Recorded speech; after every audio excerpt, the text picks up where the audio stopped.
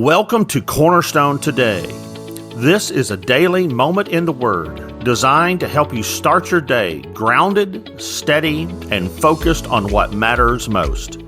Each weekday morning we'll open Scripture together, seeking clarity, strength, and hope for the day ahead.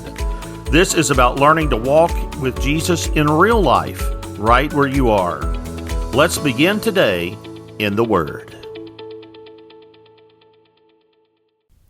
Well, good morning and welcome to Cornerstone Today. It's Matthew Allen. I am excited to be with you here on this amazingly beautiful Tuesday morning. It's going to be a great day today. Hope you can get out and enjoy it. It's going to be warmer today. That's a good thing for all of us here that have been under the snow for over 2 weeks. And we're going to continue today in our study in Philippians chapter 2, verses 17 and 18. Today, we're talking about being poured out, yet rejoicing. You know, there are some seasons in the Christian life when faithfulness feels costly. You're still serving and you're still giving and you're still showing up, but you're tired. And I think Paul speaks directly to this. We get an insight here in verse 17 as to maybe how he felt.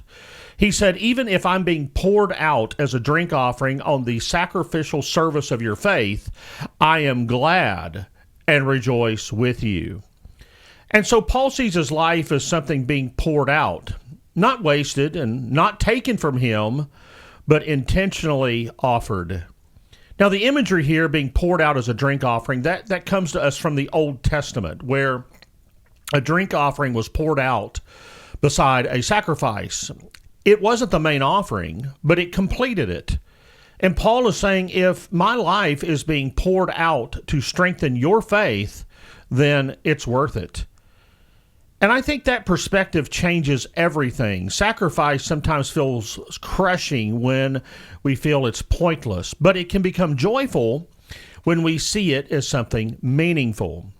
And Paul doesn't deny the cost. He says being poured out is not comfortable. It's draining. It leaves nothing held back. And yet he says here that he rejoiced. How could he do that?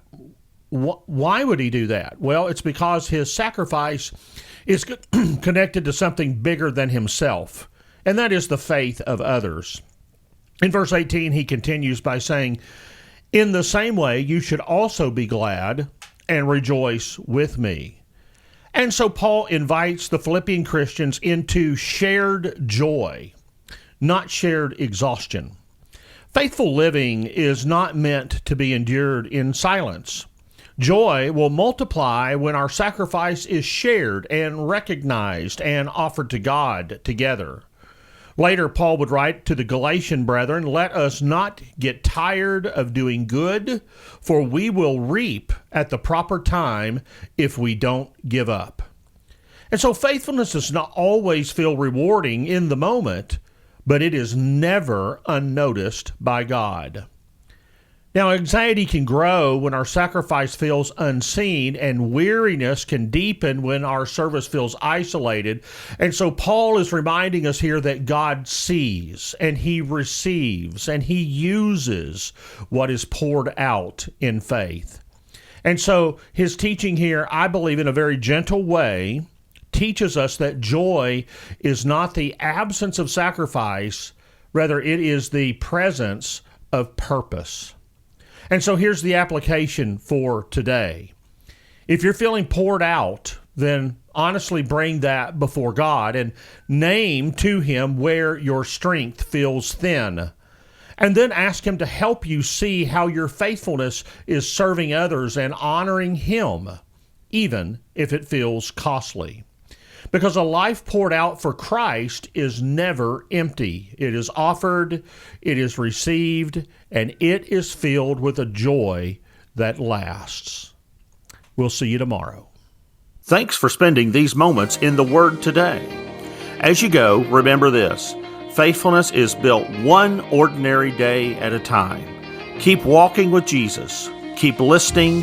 Keep trusting. God is at work all the time. Join us again every weekday morning for another moment of encouragement and truth here on Cornerstone Today.